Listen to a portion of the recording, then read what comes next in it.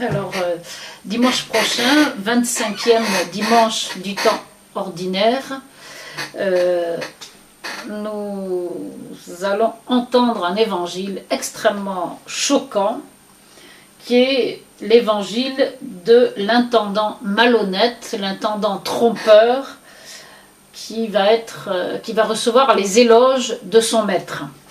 C'est dans l'évangile selon saint Luc, chapitre 16, versets 1 à 13.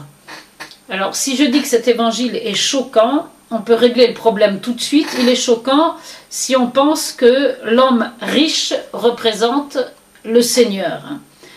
C'est pas parce qu'il est écrit « Il était un homme riche qui avait un intendant » que cet homme riche représente le Seigneur lui-même. La preuve, c'est que quelques versets plus loin, au même chapitre 16 de saint Luc au verset 19, il y avait un homme riche qui se revêtait de pourpre, etc. C'est l'histoire de Lazare et du riche. Évidemment, ce riche-là n'est pas le Seigneur, pas plus que celui qui nous intéresse pour dimanche, 25e dimanche du temps ordinaire. Cette parabole, on va dire la pointe de cette parabole, se trouve dans le mot aviser ou habile ou rusé ou etc. Bon, c'est traduit de diverses manières. Donc il y a ça qui est important. Et aussi, qu'est-ce que c'est que cet argent malhonnête?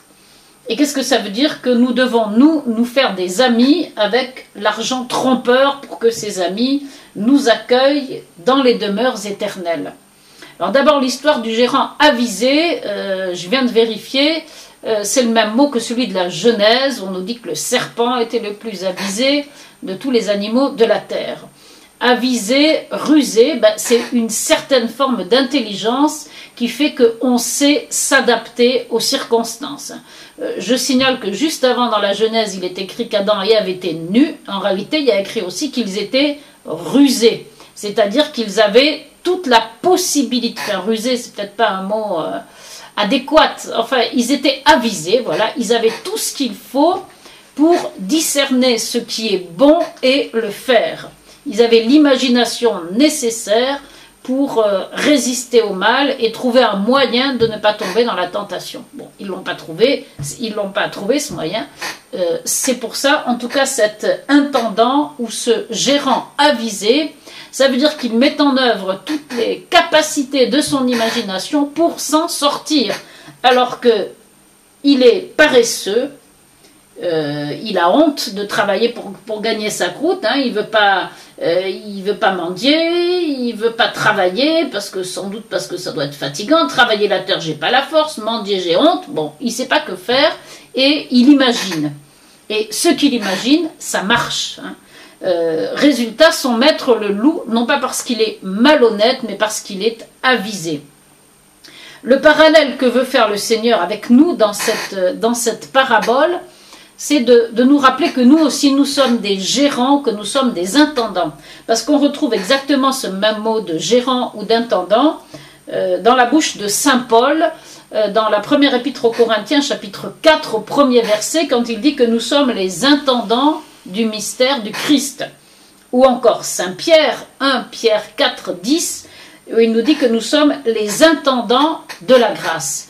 Alors, intendant de la grâce, intendant des mystères du Christ, nous avons à gérer ces biens qui nous ont été confiés, c'est-à-dire témoigner de l'amour du Seigneur, témoigner de sa grâce, annoncer sa parole. On a donc à gérer tous ces biens que nous avons reçus avec autant de sagesse, d'habileté, d'imagination que l'intendant malhonnête.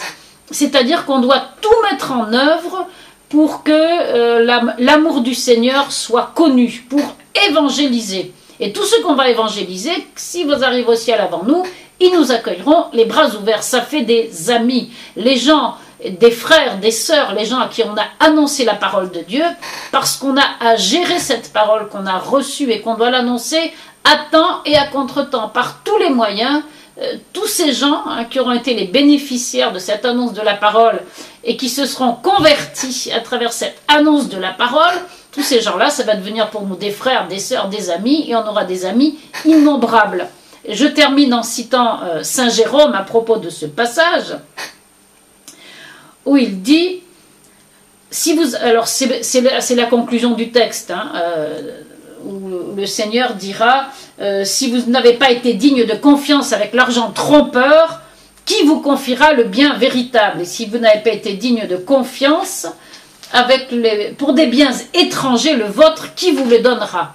Conclusion de Saint Jérôme, si vous avez été infidèle dans la gérance des richesses étrangères, car tout ce qui est de ce monde nous est étranger, comment pourrait-on vous confier les richesses qui sont vraiment vôtres, parce qu'elles sont la vraie fin et le but de l'homme? Et je lis encore un texte de Saint Jérôme. Si donc l'argent trompeur tourne à la justification quand il est bien administré, combien plus la parole divine qui ne contient aucune ombre d'injustice et qui a été confiée aux apôtres fera-t-elle gagner le ciel à ceux qui l'administrent si elle est bien distribuée?